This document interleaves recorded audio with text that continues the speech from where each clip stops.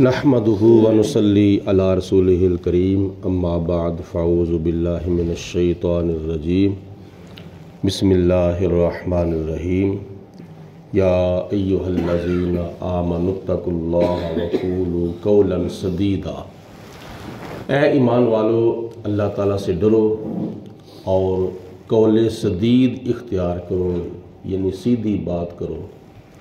कौल सदीद से मुराद मुफस्सिरीन फरमाते हैं कि कलमा शरीफ है, ला इलाहा इल्लल्लाहु मुहम्मदुर रसूलुल्लाह। सब पढ़ें सल्लल्लाहु अलैहि वसल्लम। हज़रत अलीउल मुर्तज़ा रज़ी अल्लाह ताला अन्हु का कबूल इस्लाम, आपने 10 साल की उम्र में नबी करीम सल्लल्लाहु अलैहि वसल्लम का कलमा पढ़ा था। रवायात में आता है कि जब नबी पाक अलैहिस्सलाम की उम्र मुबारक 40 साल की हुई थी तो आपने सोमवार वाले दिन पहाड़ी के ऊपर चढ़कर मक्के वालों को जमा करके अपनी नबूवत का ऐलान फरमाया कि मैं अल्लाह ताला का आखिरी नबी हूँ, अल्लाह ताला का रसूल हूँ। तो आपने इरशाद फरमाया, मक्के वालों, क़ूलू ला इलाहा इल्लल्लाह मुहम्मदुर रसूलुल्लाह, मेरा कलमा पढ़ के मुसलमान हो जाओ। उस वक़्त हज़रत अलीउल मुर्तज़ा रज़ी अल्लाह ताला अन्हु की उम्र मुबारक अभी 10 साल की थी। तो आपके ज़ेरे साया नबी पाक अलैहिस्सलाम की सरपरस्ती में हज़रत अलीउल मुर्तज़ा अपनी बचपन गुजार रहे थे। तो जब मंगल वाले दिन हज़रत अलीउल मुर्तज़ा ने नबी पाक अलैहिस्सलाम को और हज़रत खतीजतुल कुबरा रज़ी अल्लाह ताला अन्हा को इबादत करते हुए देखा, क्योंकि इबादत मुख्तलिफ़ शक्लों में की जाती है, तिलावत की शक्ल में, रुकू व सुजूद की शक्ल में, कौमा क़याम की शक्ल में, ज़िक्र व फ़िक्र की शक्ल में। नबी करीम अलैहिस्सलाम अल्लाह ताला की बंदगी के अंदर मसरूफ़ थे और हज़रत खतीजतुल कुबरा रज़ी अल्लाह ताला अन्हा भी अल्लाह ताला की इबादत में मसरूफ़ थीं।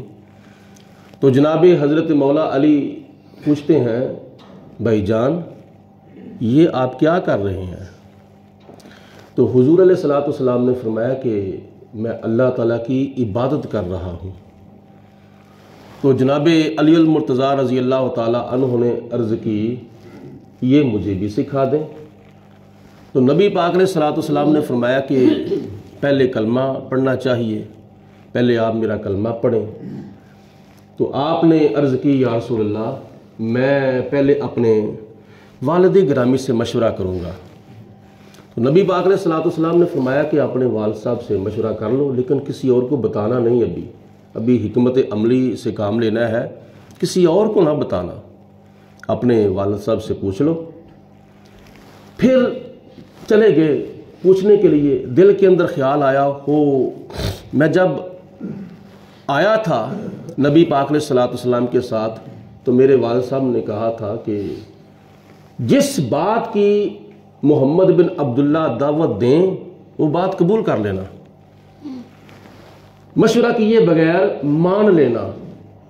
फिर आप वापस आ गए, आपने वालिद साहब के पास नहीं गए थे, वापस आ गए और आकर हुज़ूर अलैहिस्सलाम से अर्ज़ की, ए अल्लाह ताला के प्यारे रसूल, भाईजान मुझे आप कलमा पढ़ा के मुसलमान कर दें।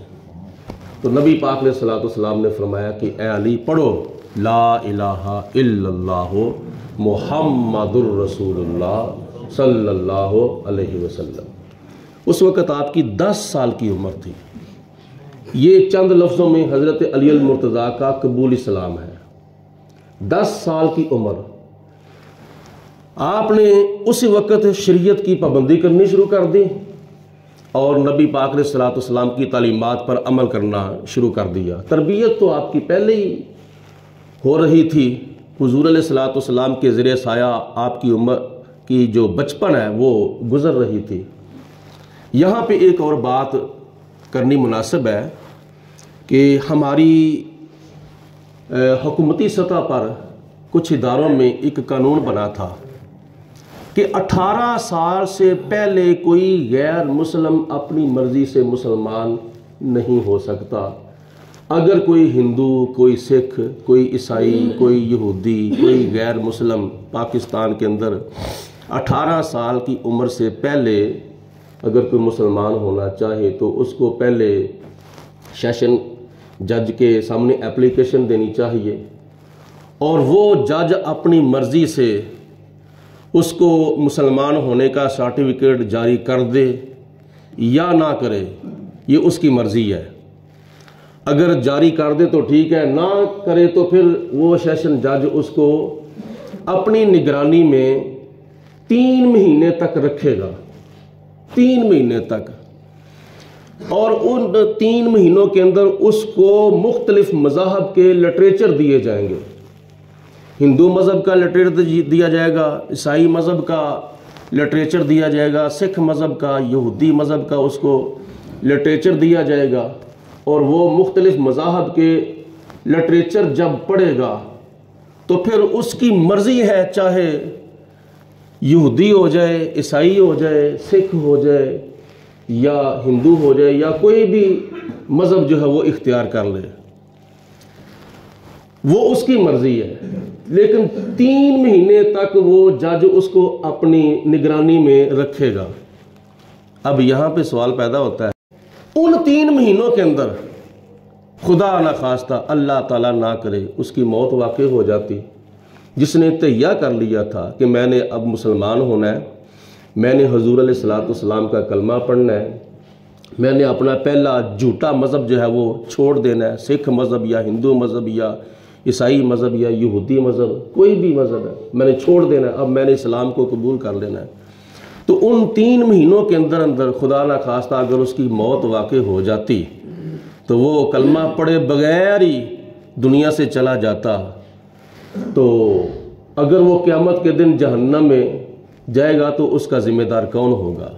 ہمارے علماء تو یہاں تک ارشاد فرماتے ہیں کہ اگر کوئی دنیا دار بندہ ہے، اگر اس کی دوستی کسی غیر مسلم سے ہو گئی ہے اس نیت سے کہ میں اس کو مسلمان کروں گا، میں اس کو اپنے نبی کا امتی بناؤں گا، تو وہ اگر تہیہ کر بیٹھا ہے، نیت کر بیٹھا کہ مجھے بھی آپ کلمہ پڑھا کے مسلمان کریں، تو اس کو چاہیے کہ اس کو وہیں پہ کلمہ پڑھا دے، یہ نہ کہے کہ میں آپ کو اپنے قاری صاحب کے پاس لے کے جاؤں گا، اپنے مولوی صاحب کے پاس، اپنے پیر صاحب کے پاس، اپنے امام صاحب کے پاس لے کے جاؤں گا تو وہ تمہیں کلمہ پڑھائیں گے۔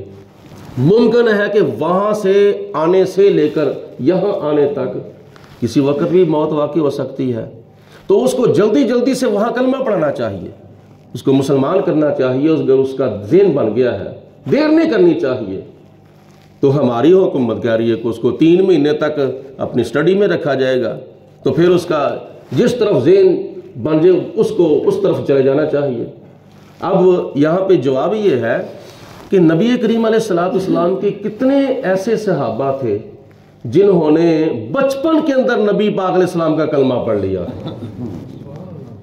بچپن میں حضرت علی المرتضیٰ کی عمر ابھی 10 سال ہے، تو نبی پاک علیہ السلام نے یہ نہیں فرمایا کہ پہلے تمہاری عمر 18 سال کی ہونی چاہیے پھر میں تمہیں کلمہ پڑھاؤں گا۔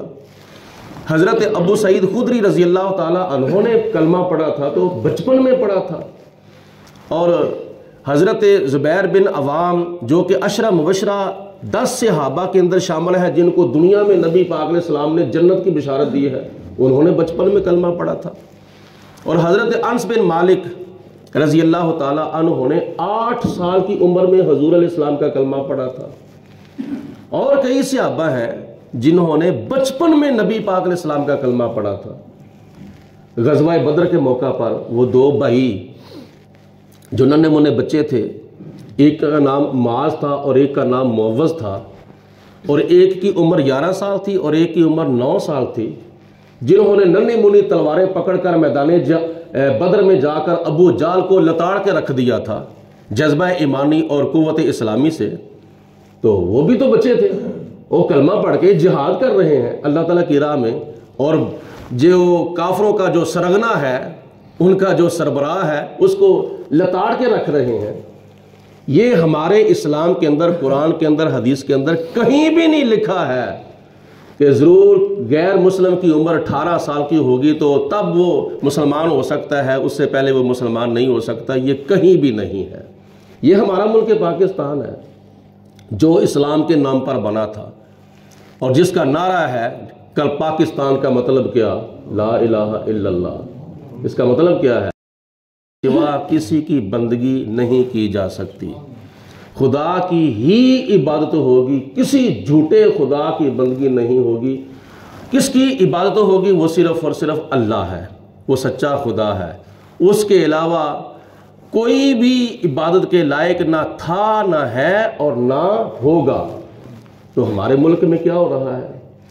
یہ یاد رکھو کہ اللہ پاک کی ذات بابرکات نے ہمیں یہ بہت بڑی نعمت عطا فرمائی ہے، ملک پاکستان عطا فرمایا ہے۔